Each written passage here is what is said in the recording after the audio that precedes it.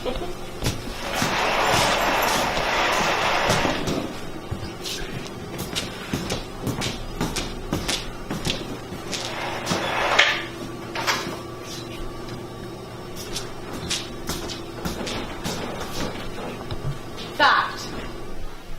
So much of life is about in which section you get sat. So I was born into a family where my dad was handicapped.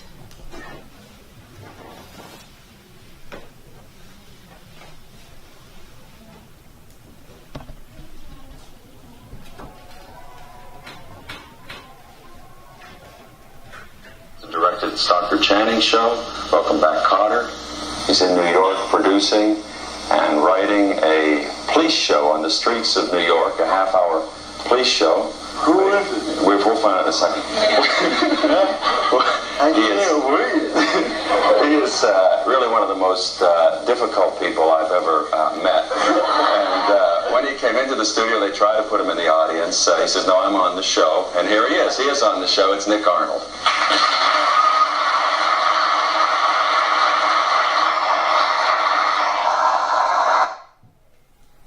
He was different than the other parents. And I was really aware of this. And I'm the youngest. I've got two older brothers, and like the birth defect itself is not degenerative, so you can't expect to really die from it. But I mean, like, life is hard on the spirit, isn't it? For everyone. But especially probably when your body doesn't respond as fast as your brain does. I don't know. I imagine that a lifetime of that might be tough. So I think I got my father at his weakest. And it's a shame that we don't really remember what we were like as kids. Like, I don't. I mean, maybe there's a family member who can tell us a story about ourselves, or a photograph that we might see. But I don't know. I look at pictures of a younger me, and in every single one of them, I'm wearing the same black dress. Okay, I remember the dress. It was black, it had 3 flower silk ribbons across. I see this photo of me. I know I must have loved it, but I don't know who I was in it. I don't have any memories of that. I don't really remember once feeling comfortable around my dad. And I was a smart kid, so I think my consciousness sort of varied it, but his physicality scared me as a kid. It just did. And I tried to keep that deep in. So that's when I started to look at everything from the outside in, like what my experience was, and then how others would see it. I still do that.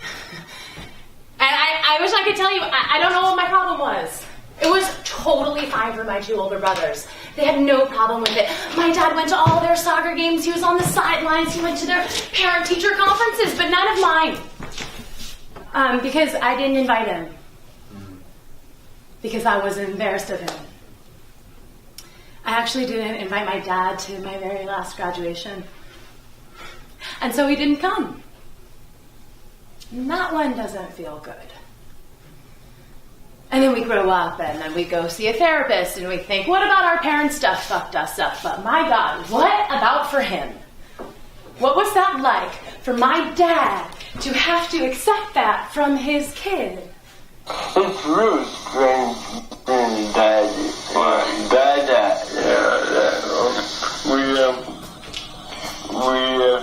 I was just different than my brothers.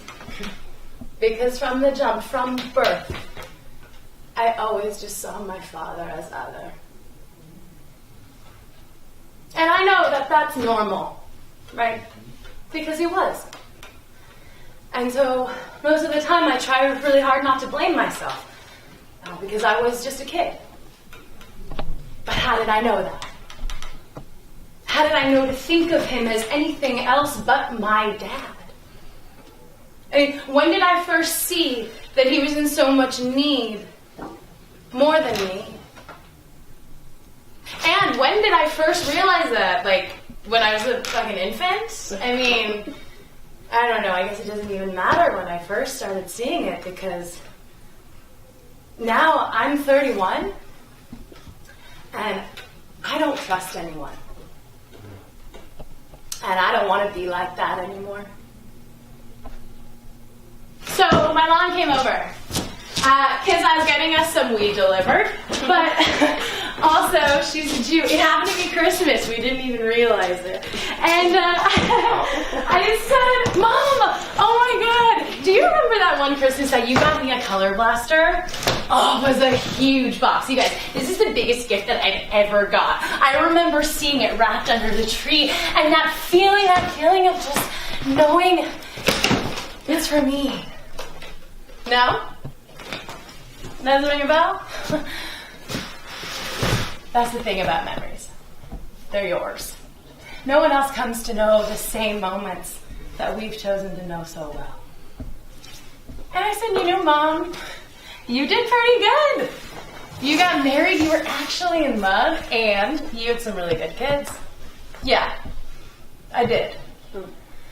So, I don't know what compelled me to say it, but I just said, Mom, you know, I don't think I ever really want to get married. I thought for sure she would agree with me, but I was so surprised she didn't. She grabbed me and she said, Diana, you gotta get married. It's the best thing that ever happened to me. Really? That's not how I remember it. But all right. I mean, tell me, Mom, what was it like being married to him?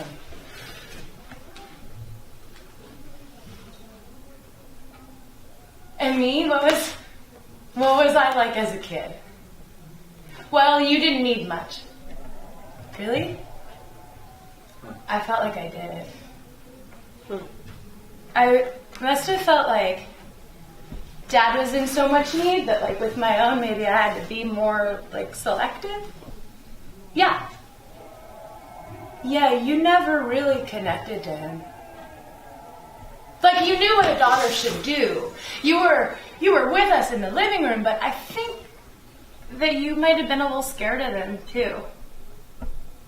You knew? Why didn't you guys help? I mean, why didn't, when you first noticed this detachment, why didn't you two try to pay a little bit more attention to it? She says, you seem fine. Diana, you knew how to be with us, be part of it, part of the family in the living room, but also not part of it, all at the same time. And it hits me. On Christmas fucking morning, it hits me. This is what I'm still doing. It hits me. This is why I'm good at certain things. It hits me. This is exactly why I'm so good at my job. It hits me. This is why I am so well suited to waitressing. I can be part of, and I can be not part of a thing. That's my thing. That's my thing. This is what good service is to me. I'm at your table, but I'm not at your table. Okay? I know what you need before you know that you need it. And I've had my own experiences, so I never push anything. My presence merely just influences it. And I get it. My God. And an eighth of weed later, I'll tell you what, I'm not even mad about it. I take care of my tables so well, and yet I've never really felt taken care of by anyone besides myself. But in the last 2 years, there's been a shift. Like, my job feels different. Like, more important. And I think I distilled it. I think it's because after working in all of these restaurants for all of these people who don't give a shit about me, I finally work for someone who does. And it has absolutely changed how I work. You guys, I'm better than I've ever been. And that's because I work for someone who gives. So a little context. I have worked at every single restaurant in New York. No, really, I have. If you've been out to dinner anywhere in the last 10 years between Brooklyn and the Upper West Side, it is very possible that you've met me before tableside. Welcome to Dirt Candy. Have you guys joined us here before? Good evening. Welcome to Gramercy Tavern. It's really nice to have you. Hey, what's up? Have you joined us here at Momofuku Sambar? Oh, you're a vegetarian? Oh, I'm so sorry. Hey, welcome to brunch at Rosewater, or Dover, or Cook Shop, or Alice's Teacup, or any of the hundreds of other restaurants that I've worked at that I don't even fucking remember. Tell me, have any of you guys joined us here for dinner before? I've been your waitress before. No, really, I have. I remember you. And sometimes it gets bad, you guys. I'll be like out to dinner, okay? I'll be like more than halfway through with my entree. And I'll be enjoying myself with my friends, and I will just take a sip of water, and all of a sudden, I used to work here. And like a fucking flash in my mind, I'll see the restaurant's dish pit, and I'll know exactly where my chicken's going when I'm done with it. And then it doesn't stop. I'll see a cupboard in the corner, and I'll be like, oh my god, that's where they keep all the toilet paper. I remember. And then it doesn't stop. My restaurant floodgates are open. How many POSs? How many wine lists? How many menus? How many tastings? How many fucking allergy lists? How many vacation requests? How many email chains? How many subway stations? How many table numbers? How many positions? My god, so many that I don't even remember them until I'm halfway done with my chicken.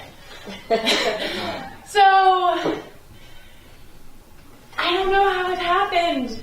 I somehow just got this monopoly on these like really small, super kind of weird niche restaurants that somehow while I'm working there get super popular and are also chef and owner run. Which is just to say, more than that I've served, I've also worked for everyone. And because of that, now I'm a little bit fucked. Because you guys, my current boss is the best. She's the absolute best there is. I have never worked harder for anybody else, not once.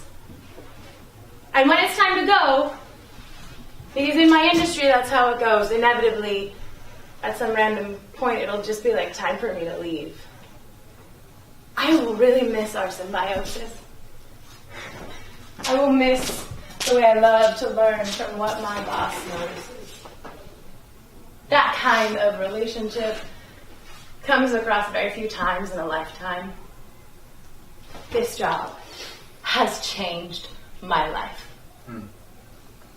As far as I'm concerned, though, I should be on the clock as soon as I start my walk to work. Because I feel like that's when I start to really do my work, right? Like, that's when I turn off my phone, I dwindle down my last conversations with friends, I tie up all the shit I can't attend to when I'm attending to my guests. And I tell you what, I love that moment before. Because I really do prepare. I mean, I turn my phone off, and then I begin to really live on the dining room floor. And you're not going to believe it, you guys. I still get nervous before every shift. But why? I've always been a waitress. Always. Literally. Since the second day that I arrived in New York City. I was 17, I had $300 in my pocket, and I took the A train uptown, and I visited the only friend that I knew in town, and her name was Lauren, and she just bought this little tea house. And I get off on 72nd in Columbus, and I walk by this building that I later learned is called the Dakotas, and she shows me around this little tea house that she had built. And I swear to God, it smelled like hormones and pumpkin scones, and it was magic. And it was a Sunday, and it started to get a little bit busy, and she says to me, jump in. Jump in. And I remember my very first walk from in front of the counter to behind it. Jump in! And I did. And I did, and I did, and I did. Oh my God. I worked French there on the weekends for 4 years straight in college, age 17 to 21. You guys, I never once went out on the weekends. And fuck NYU, Tish, this restaurant was my education. And it still is. Nothing has really changed since then. I still don't go out on the weekends. Now I just get to start work at 5 p.m., which just means that I get to have 2 days in every one. And that restaurant is where I met so many of my best friends. And a lot of us are still in touch. And that makes me feel really good because I know that there is no bond like the bond of restaurant work. Wow. So they hired me as a host at Alice's. And I would just fucking wear polka dot ties and like talk to the guests. That's how I got so good at it. It's funny, you never really know whether you're going to learn your gifts. And are you ready? I'm about to tell you about the day I became a waitress. So I had this beautiful, wild, gay best friend who worked there. His name was Dante. And he was late one day. That's always the way. Can I just say, don't be late. Right time, right place. The manager just wasn't having it, and all of a sudden he was like, Diana! And I was like, yeah? He's like, I'm going to show you how to set the dining room. And then, like, all of a sudden, I was holding this big black plastic silverware container, and I only remember because it was so heavy, I literally almost dropped it. My first thought as a waitress was, this job is too much for one person. Fork, plate, napkin, teacup, done.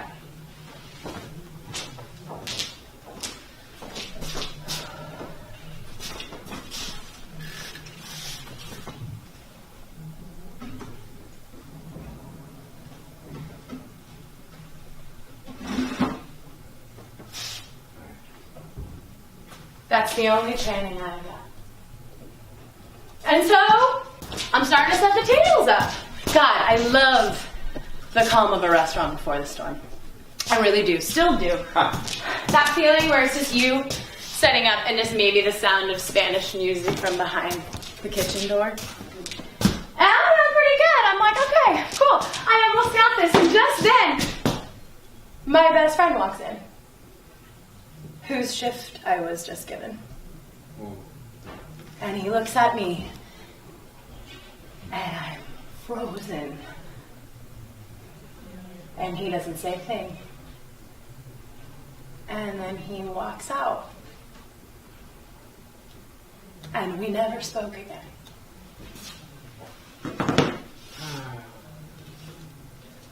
That was my introduction. I can't tell you how many tears that I've shed in a fucking walk-in.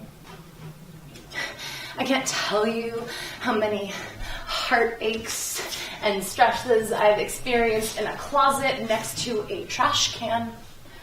Can't tell you how many infuriated cigarette breaks I've taken in dirty, cold, disgusting alleyways. One time it got so bad, I got fucking electrocuted at work, okay? I had to keep serving while electricity was running through my arm. To this day, I'll still feel it a little bit as I'm walking down East 9th Street. So, my question is this. If the thing in my life that I have been the longest is a waitress, why now am I just beginning to experience the joy of it? Well, I think what happened is the only difference that there really ever is. There has always been joy. I am now just able to be aware of it. I'm born to do this, okay? Not just waitress, because now it's evolved into something more. In the West Village of New York City, I work the door. Hi, Barbara, right? Oh, it's nice to see you. Come on in. How many are you going to do tonight? 3? Okay. They're just going to be a little tricky. Give me a second. Let me look and see. Oh, the bathroom, it's going to be third door on the left. Barbara, for 3, I think it's going to be like 20, 25 minutes. Is that okay? And that's it, and we're off. It's a balancing act from here on out. I greet 300 strangers a night, 5 nights a week. Could I be any more lucky? Hey, how are you? How's the wife doing? How's the baby? No, I couldn't be. She's on her way? That's totally fine. Go ahead, take that table. Feel free. I literally stand at an open door facing New York City. I have no idea what's coming for me. Oh, it's thrilling. It's also a little bit scary. But that's how a lot of my life has felt for me. And I make sure to always work somewhere busy. I told you, sir, I really can't see incomplete parties because I know myself enough to know that I'm healthier when I keep my own focus off of me. Being in service is finally making sense to me. I mean, I feel like I know how the night's gonna be from the very first guest I greet. And the first table of the night is the worst. And you know it too as you're going over there. I'm always just like, fuck, this is gonna be really rough. Hello, how are you? Oh, we're good, how are you? Living the dream.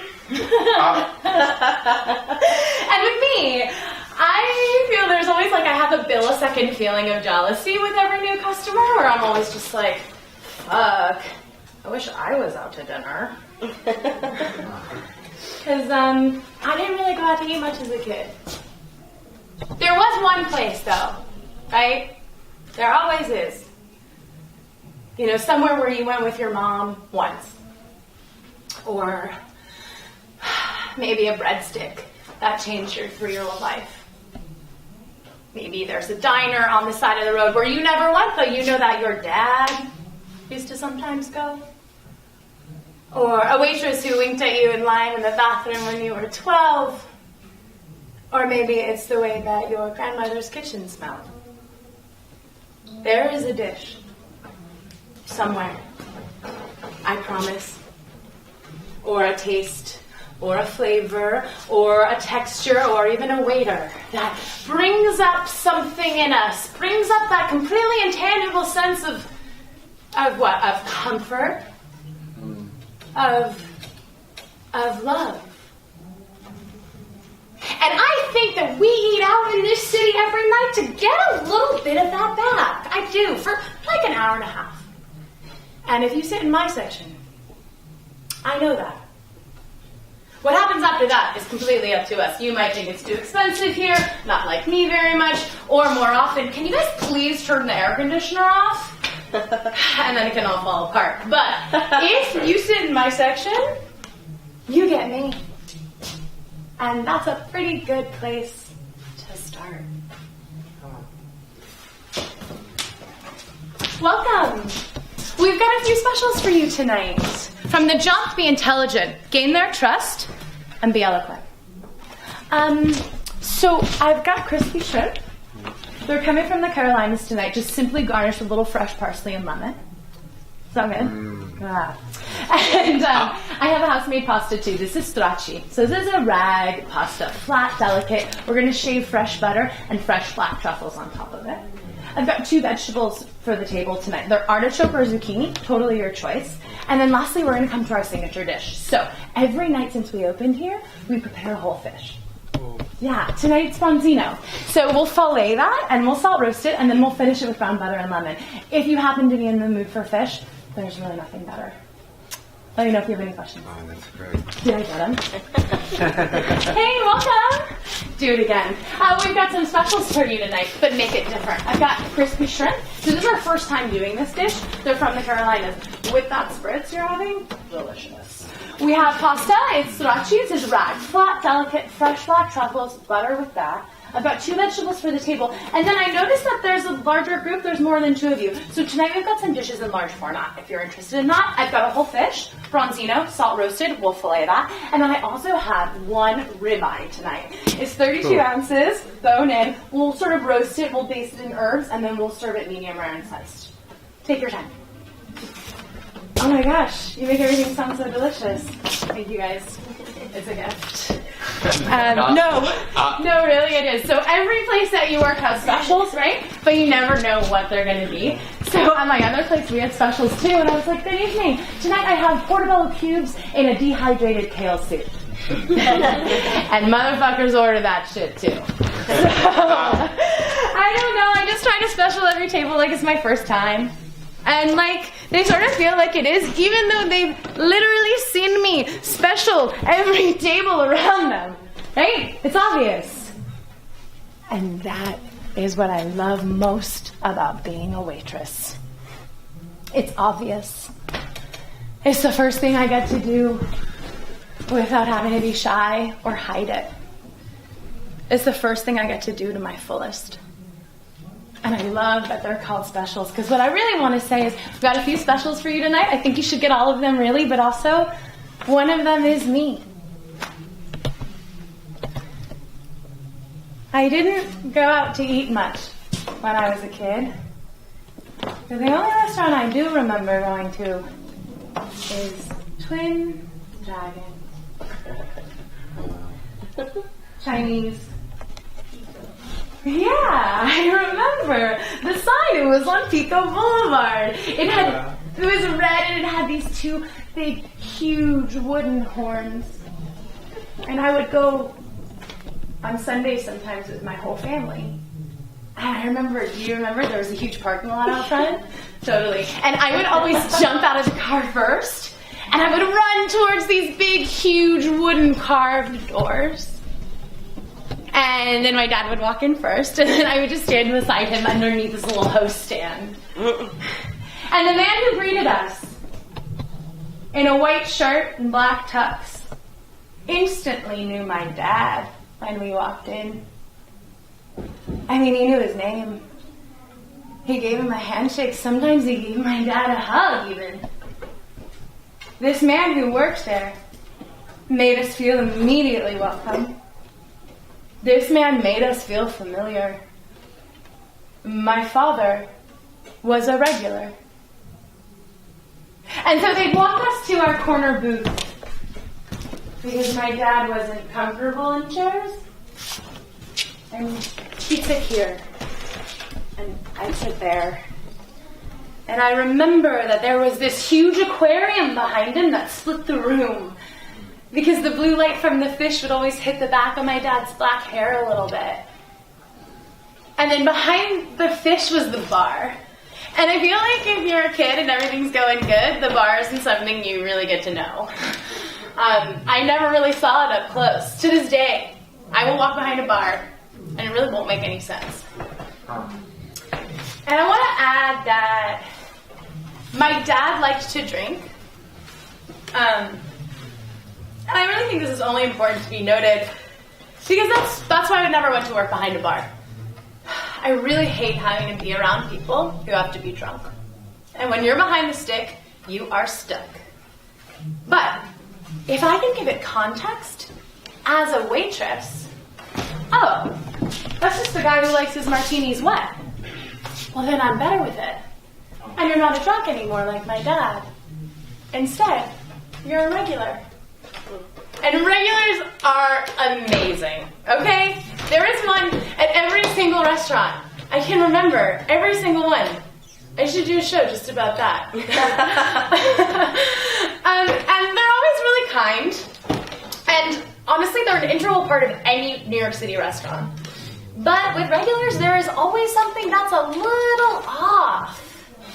Right? Yeah, thank you. Either they're crazy, or they're lonely, or both, or they're rich, or they have a habit, or both. And certain servers give better attention to people who spend. Okay, I don't do that, but it's common. I guess what I mean is, alcoholics, excuse me, make great guests. So my father was a regular here, and I remember a Long Island iced tea, that was my dad's drink, if you can believe, would always magically appear on the table, just moments after we had settled. No one had ordered it. And I remembered that. Don't judge why they are coming out to eat, but put yourself in a position to provide it for them. Oh my gosh, I'll be the one to bring them the drink. Then I become part of the experience. seamless, like a dance, a ballet of plates and glass where every moment is so congruent that you almost don't notice it. Because I'm in it, and I'm also controlling it.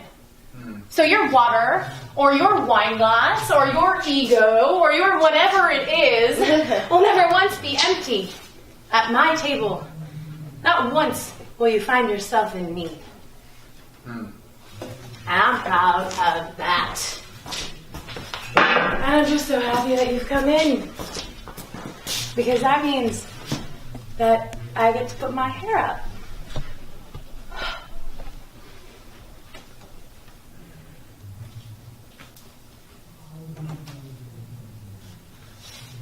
And I get to get my nails done. And then I get to put this apron on.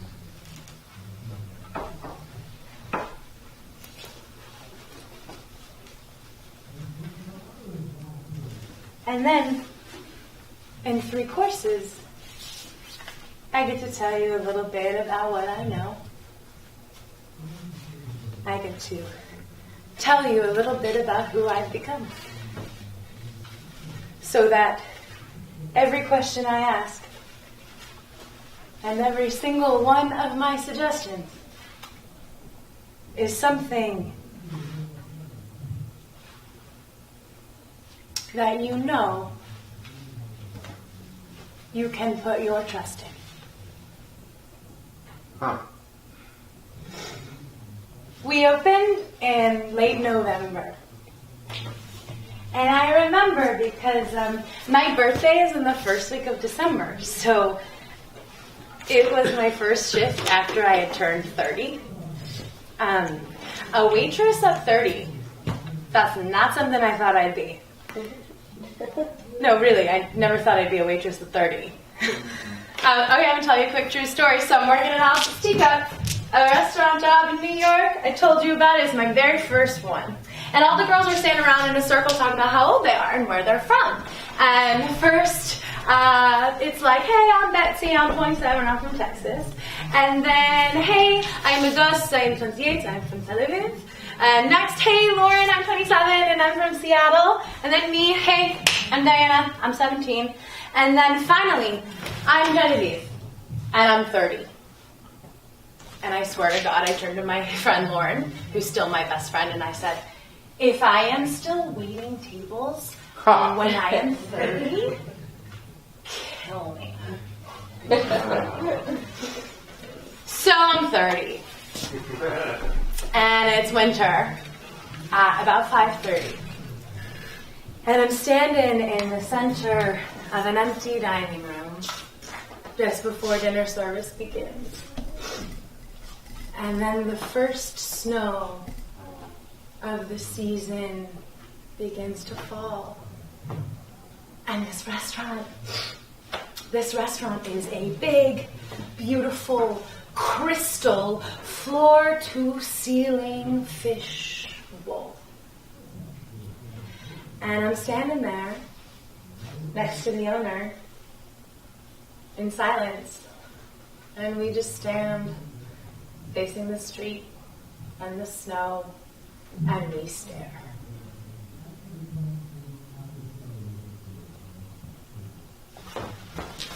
Do you think people will come in? She says. Do you think people will come? Is it too open? Should we get curtains? Too open? I thought to myself, there's no such thing. But instead, I just said, people will come to see and be seen. And in that moment, I realized that, yeah, a restaurant can be a lot of things. But no, it can't breathe. No, a restaurant can't be anything unless customers are there. Unless you come in.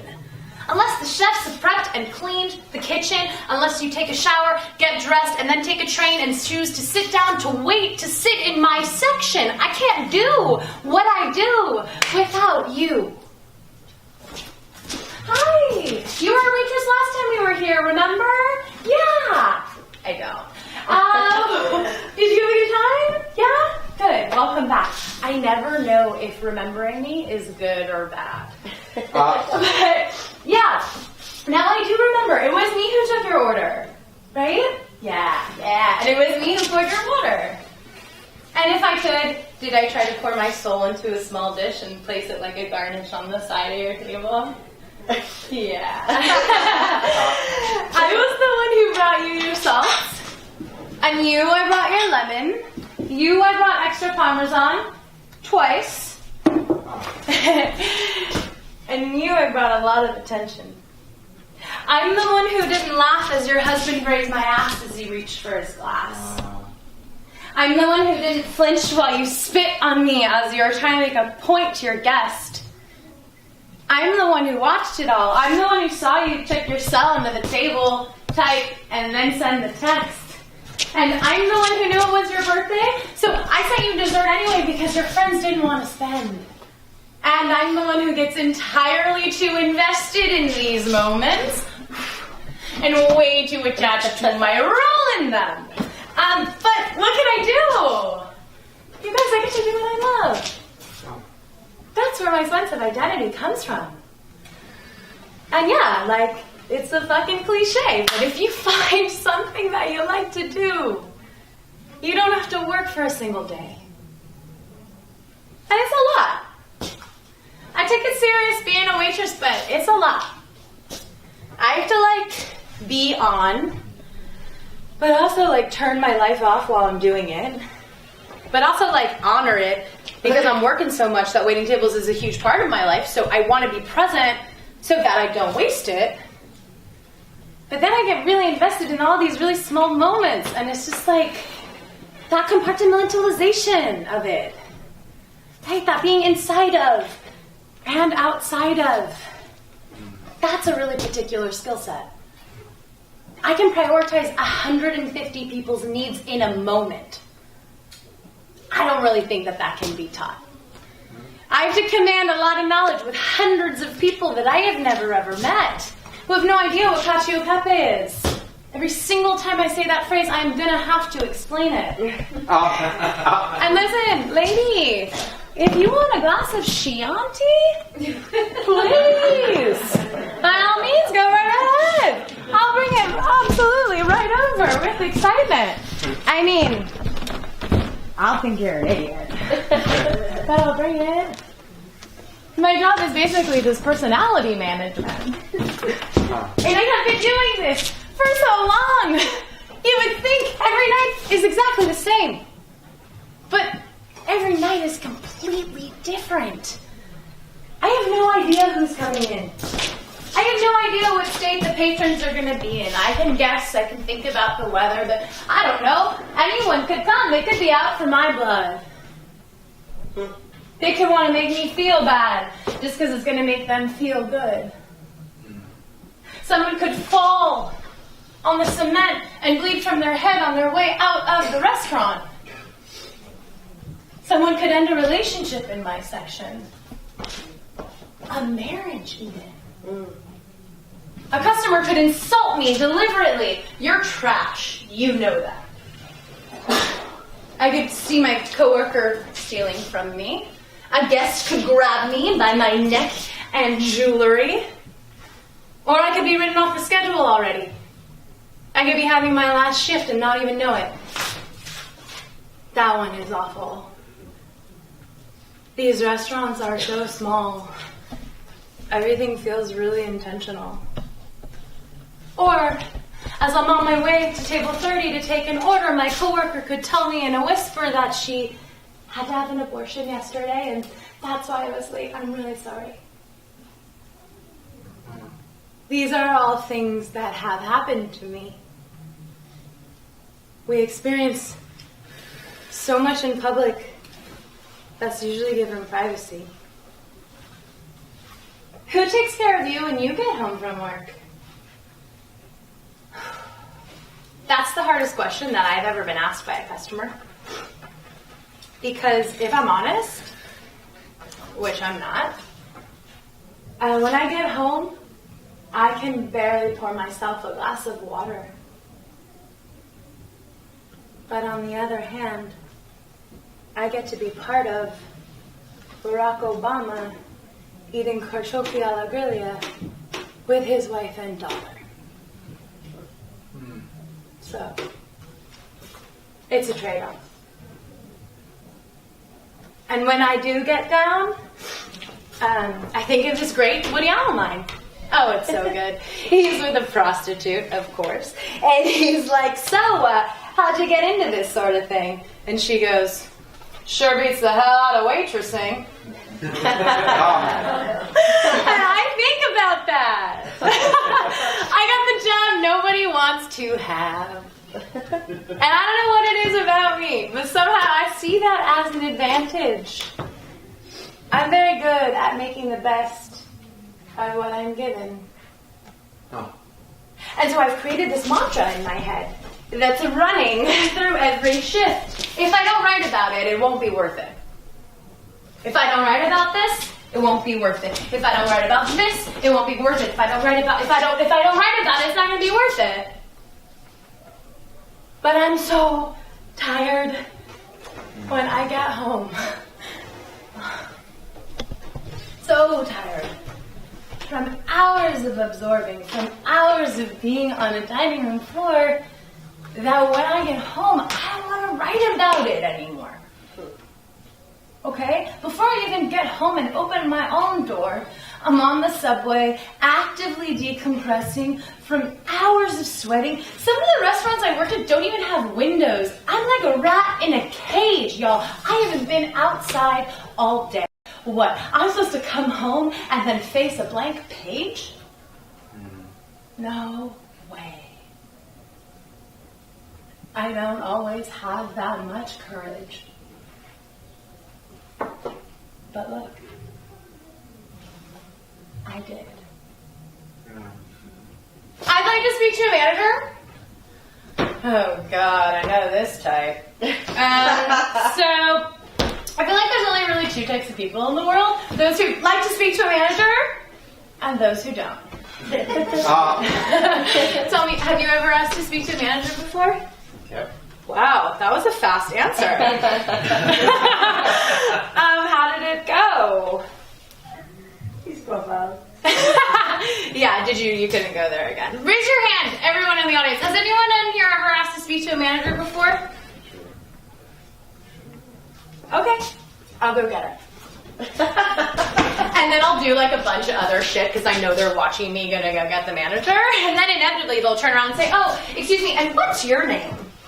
Oh, I'm Jennifer. That's my alter ego when anyone psycho ever asks me my name. I mean, you guys give yourselves away. I can't say Diana. You obviously have a problem with me. And one time was so funny. This is 100% true. One time my boss was like, hey, you guys, do we have anyone named Jennifer who works here? I felt so bad. She was probably getting so many complaints about me. So I had to tell her, and I said, and she said, good. I don't blame you. You don't have to give your name to anyone. And I don't. It might sound stupid to you, but literally every other table asks me what it is, and I don't. It's a lot for me to tell you my name. Because as a waitress, it's the only thing that's not already on display. Okay? And it's a lot for me to give that away to some 50-year-old woman who's going to just go sit at the bar, have a few drinks, and who might be having a bad day. And maybe something about me or this experience is rubbing her the wrong way, and she can make one complaint with my name in it. And that's all it would take for me to lose my job. We don't have any job security in my industry. We don't. Even if you think you do. I did. We don't. Every single minute that I am working, I am in my head totally aware that absolutely anything could happen. Anyone off the street could walk in. Last year, a woman walked in, I was like, hey, what can we do for you? She started clicking at me. Okay? And I was just like, give her a really long wait, give her a really long wait. And I was like, okay, it's gonna be that 2-hour wait. And then she went away, but anything could happen. And when it does, when something actually makes it to the higher ups, it's never anything that mattered. But it still directly affects my future.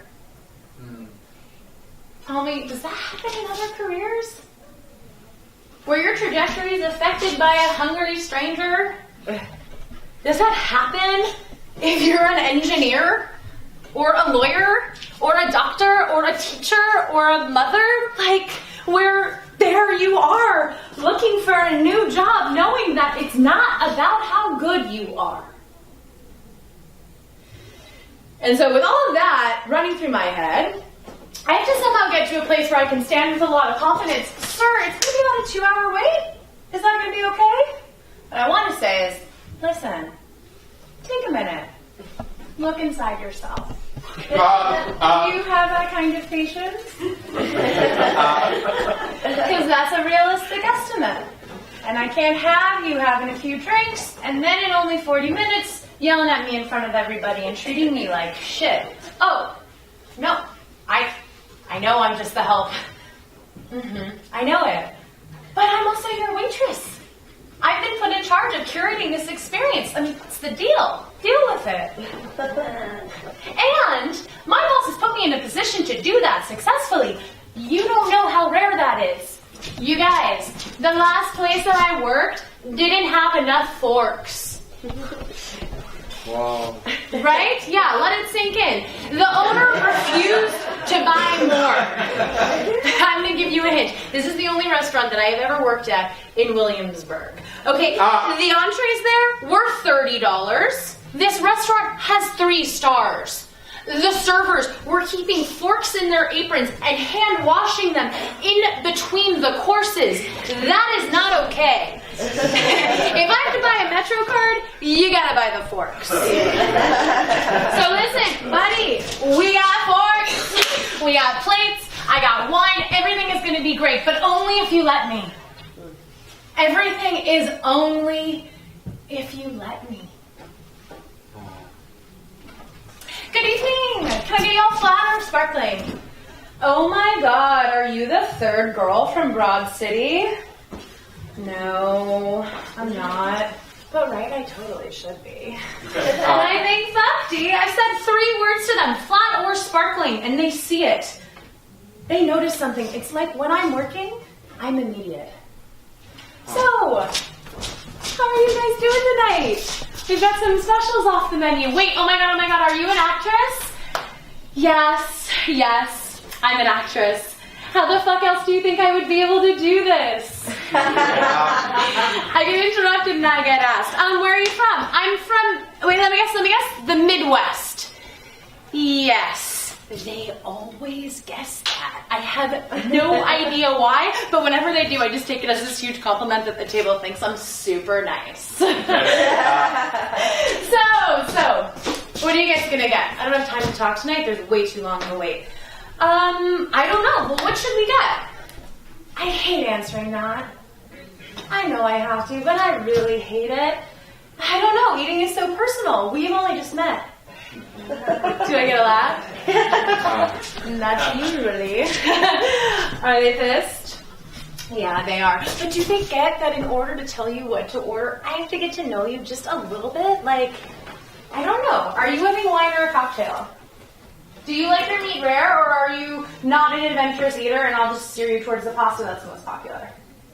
And you, do you actually know anything about wine, or are you just here to order the most expensive thing to impress her? Listen, you guys, I don't care.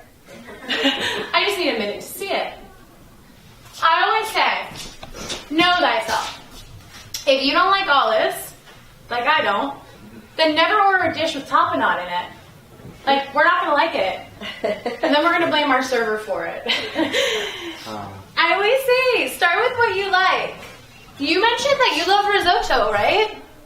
I should be putting my hair up, not on the dining room floor. It's bothering me. So we're going to do it. I always say, like risotto, that's the special tonight. You should totally try it. Make a couple decisions by yourself, and then I promise I'll come in and help, because remember, I'm not the one having dinner. You are. And I don't know, is it my obligation to give recommendations? What do you think? Is it? Yeah, I know. I know. It's hard. I feel like it is my obligation, but I also refuse to do it. So that's the space I sort of live in. Like, I reserve recommendations for one table a night that I know will take it. Because it's too much of a risk for me to tell you what to get and then for you to not get it. I'll fucking lose it. And another thing, read the menu. That's really the only thing you have to do. I'll have people be like, hey, do you guys have a green salad? And I'll just be like, hey, do you guys read the menu? It's right there where it says green salad. We're adults. You can read by yourself. And another thing, wait to sit down before you order anything. For real, I'll have people like with their coats and jackets on being like, can we have some water? I'm going to tell you what I say to those people. If you sit down, everything will reveal itself. I actually say that. I know I shouldn't, but it's just so true, because what happens? You sit down and the water comes. Of course it does. It's begun. But first, you gotta sit down. Chinese food is still my favorite food. Cashew chicken. I remember because I was alone a lot, so I could get it delivered. Number 6 combination. It was so comforting to me. I remember exactly what it would taste like. Every time, I knew that I would love it. Every time. But because I was always changing, each time I would eat it, it would taste just a little bit different. I sort of like to think like that's what good service is.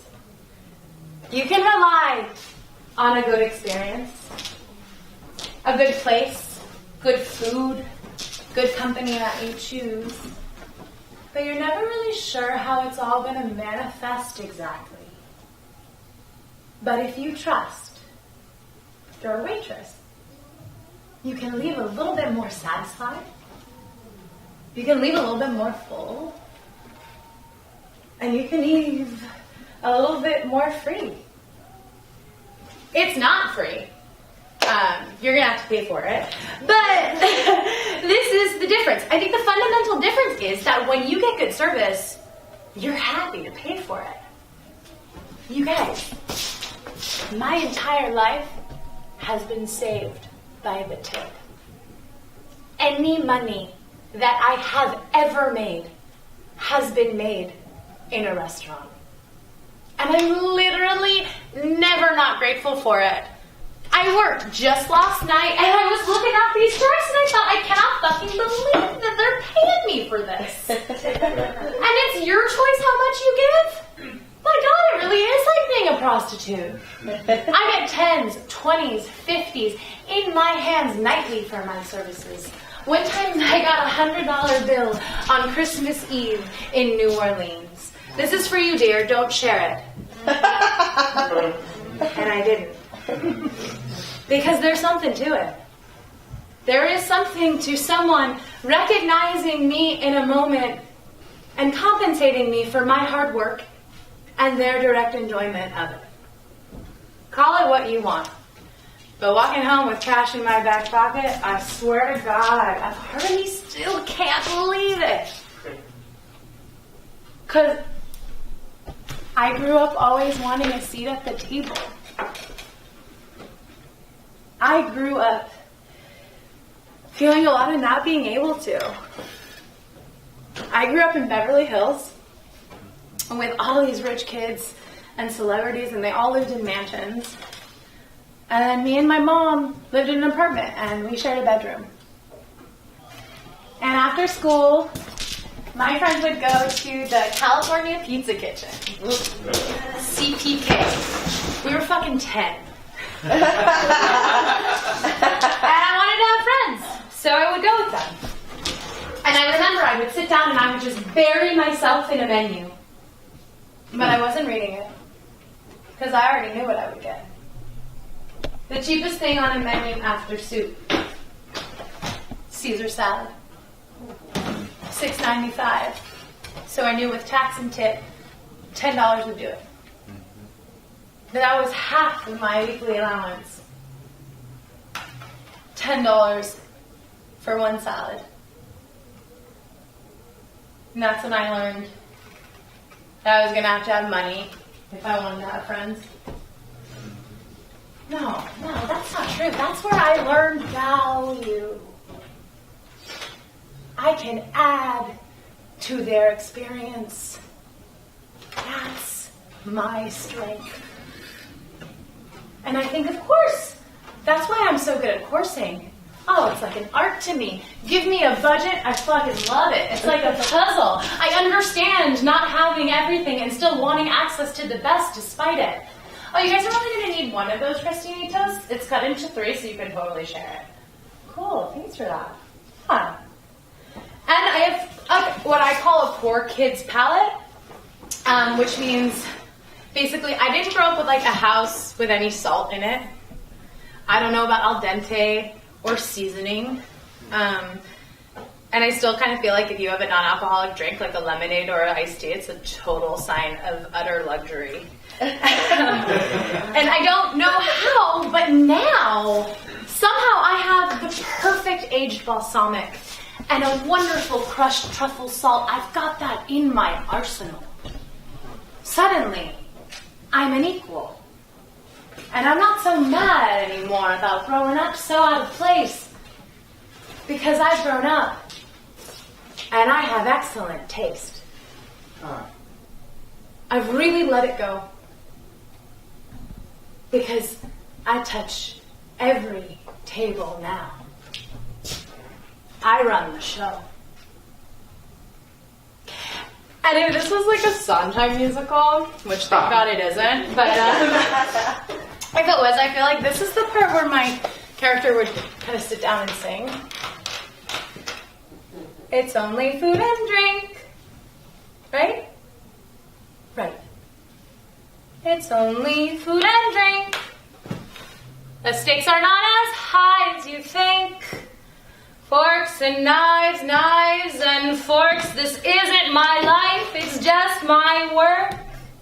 It's only food and drink, sir. Send it back, have another.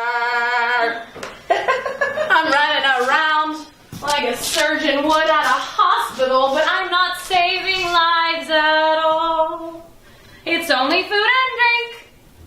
And to top it off, Jake Gyllenhaal isn't paying as much attention to me as I think. I serve him ensalada verde 3 times a week.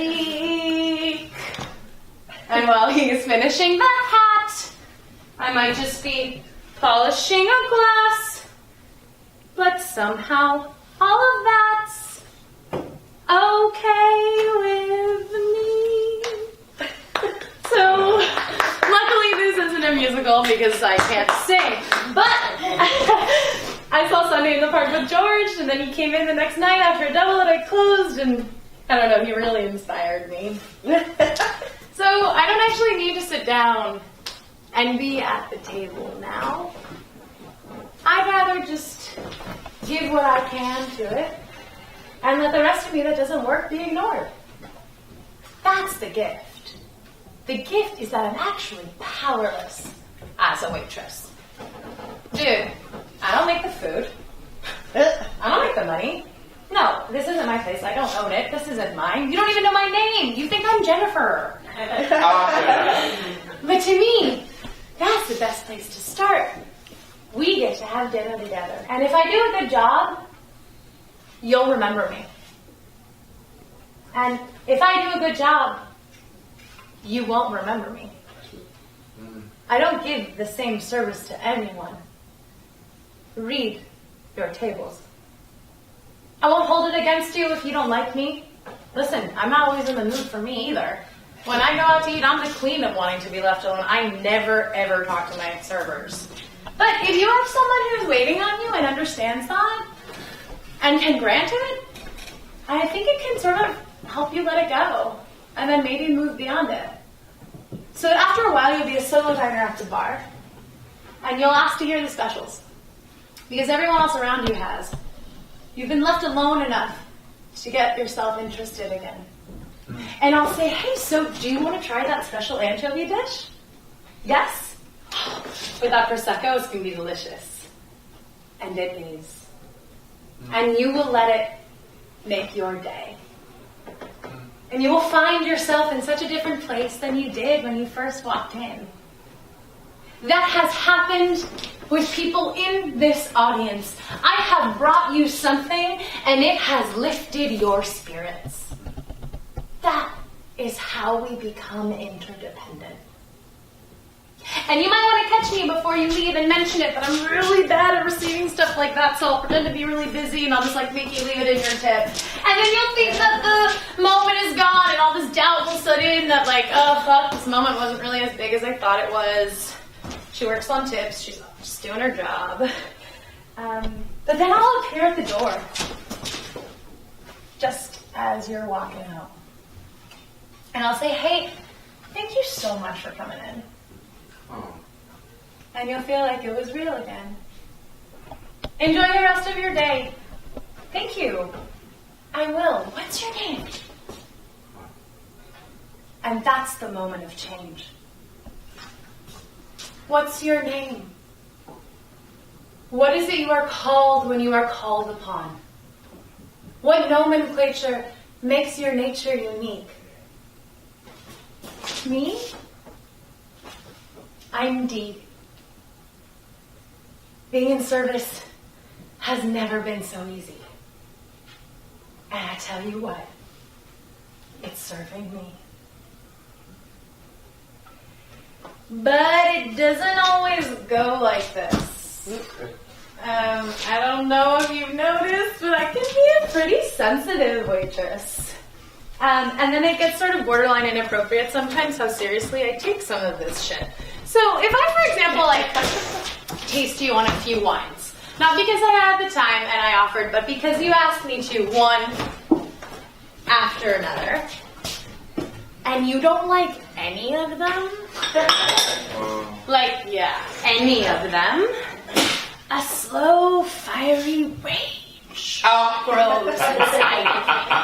Like my face will fucking contort. Suddenly I can't figure anything in life out. I put my whole life into this very small, very meaningless moment. Sir, if you want something light and dry, you should order this. And then he doesn't. And I get gutted. And I do whatever it is that my customers want because at the end of the day, that's my job. But I make it very clear that I am completely gutted and have lost all faith in humanity because of it. And I would say this is probably my biggest weakness. I'm not perfect. And sometimes I can be like a little bit of a bitch. I guess I can wear my emotions on my face or sometimes with what I say. Can you clear table 3, please? And I think if you're not as good as me, sometimes they can be difficult to work with. Is it meased? But that's just because I expect the best. From myself, from my coworkers, and from my guests. And when I don't get it, I get really disappointed. But that's only because of how much experience I have of having done this. Like, I know how good it can be when it's great, when it's like bonito, when it's so much fun, and I know how much more money we can make. So I guess that all of this experience actually makes it pretty hard. Because I know what it's like when it's bad. And I know when I have it good. So the only advice that I really had to give is that the night will be over. The shift will end. Dessert will be ordered. Espresso will be done. Checks will be dropped. And then the lights will come up. And the door will lock. And you'll start to count your money. And there will be napkins to fold. There will always still be napkins to fold.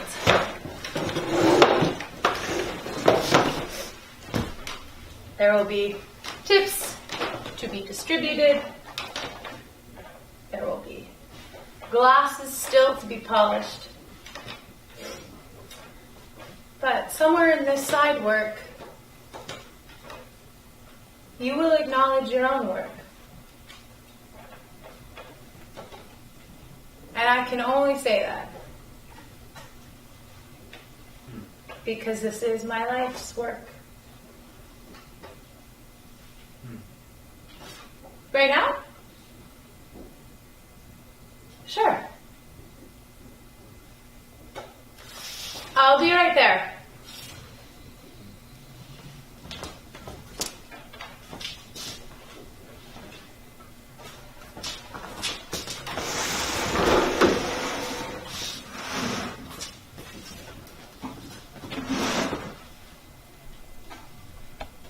I'm good. Really? Uh-huh. Uh-huh. So tomorrow you won't need me for the first time? I didn't ask why.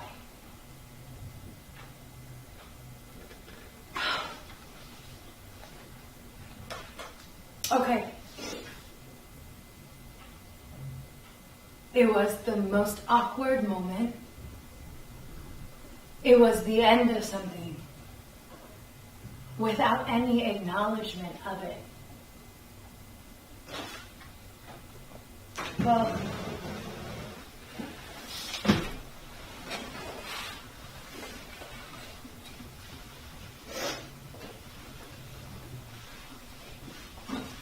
thanks so much for everything. Firing is a quiet, sticky thing. You work so hard for someone, and then in the very next moment, you don't work for them anymore. I was shocked. But then I thought, what if the story was that I got fired and then I took off? Huh. Because I'm at a place where my value as a waitress, where my value as a person is not directly connected to where I work or who I work for. I am more than just a waitress. And the funniest thing about life is we never let the right ones in, right? I don't. Like the best moments of my life or the best moments of shift at night, those are rarely the ones that I remember. It's always the fucking horrors. I remember the horrors.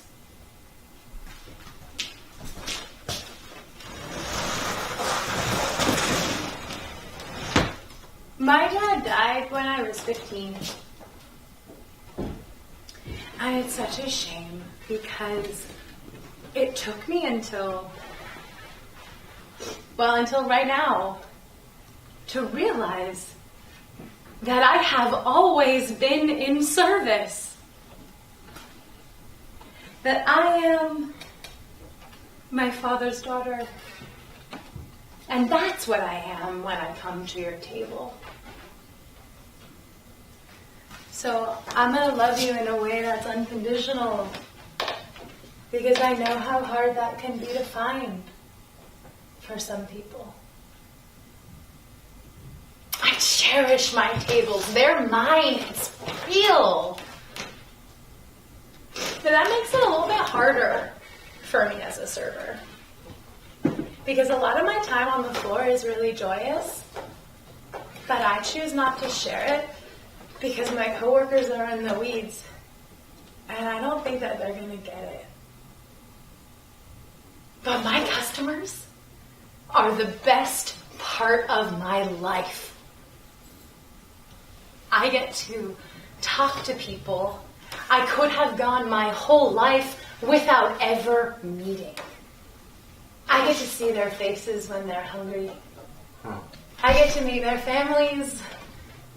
I get to see what you're like while you're waiting. That is some intimate shit. I get to stare from across the room if I want. I get to look directly at someone I almost never met. And I always just end up asking if they care for something to drink. But for a split second,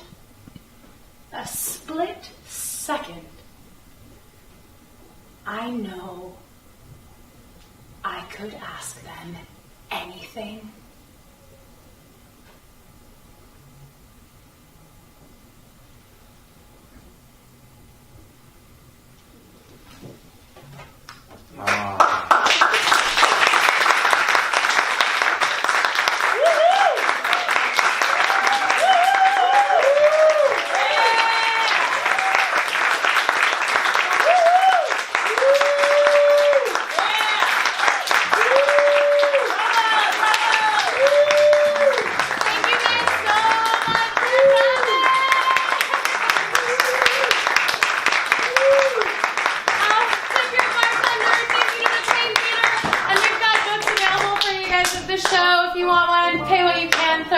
Tip jar. It means everything to me that you guys are here.